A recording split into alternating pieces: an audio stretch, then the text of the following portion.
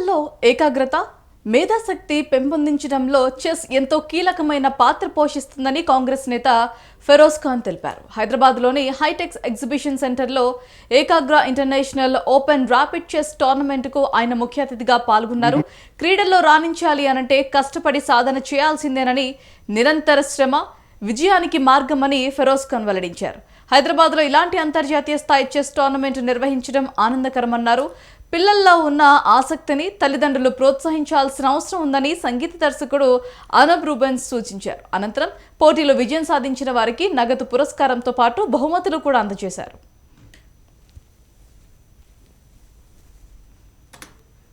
నాకు వింటున్నారు, అది ఫాలో చేయాలి. పేరెంట్స్, లివింగ్ గాడ్స్, వాళ్ళ ఆశీర్వాదం తీసుకోవాలి. టీచర్స్, కోచెస్, వాళ్ళ ఆశీర్వాదం తీసుకోవాలి. సక్సెస్ మీ కాల్ దగ్గర ఉంటుంది అని నేను గట్టి నమ్ముతున్నా. ఏకాగ్ర ఇంటర్నేషనల్ ఓపెన్ ర్యాపిడ్ చెస్ మొత్తం ఆర్గనైజర్స్కి, జాను కానీ, సందీప్ కానీ, ప్రశాంత్ కానీ, గిరీష్ కానీ, whole team, all the volunteers, all the coaches, all the arbiters, press and the whole staff. Congratulations, wish you more luck and more success. ఎట్లా ఉన్నది అంటే ఇలా ఇక్కడ వచ్చిన తర్వాత చెస్ ఇంత పెద్ద ప్లాట్ఫామ్లో ఏకాగ్ర ఆర్గనైజ్ చేసింది అండ్ ఒక మెసేజ్ పంపించింది.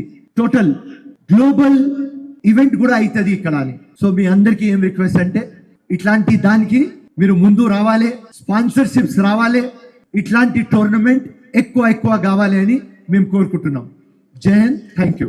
First of all I congratulate Ananya and Amayya. వాళ్ళు ఇద్దరు నిజంగా వాళ్ళ పేరెంట్స్ నేను మనస్ఫూర్తిగా అప్రిషియేట్ చేస్తాను. Heartfully thank you.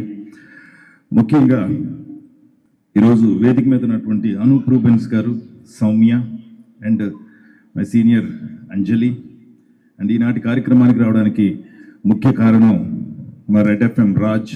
నేను జెమినీ టెలివిజన్లో నా వాయిస్ ద్వారా వినిపిస్తున్నాను మీకు. మా అబ్బాయి పేరు Shri Sai Shashank. Now he's in 12 years.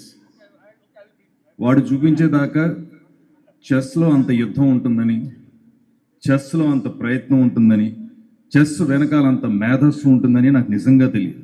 But ఒక 2 yearsగా వాడు చెస్ అకాడమీకి వెళ్తూ చెస్ నేర్చుకుని, నాన్న ఇందులో రాజులు ఉంటారు, మంత్రులు ఉంటారు, రాణులు ఉంటారు, యుద్ధం చేసే నాయకులు ఉంటారని చెప్పిన తర్వాత దాని మీద నాకు ఇంట్రెస్ట్ పెరిగింది. ఆ కారణంగానే ఈరోజు నేను ఇక్కడికి వచ్చాను.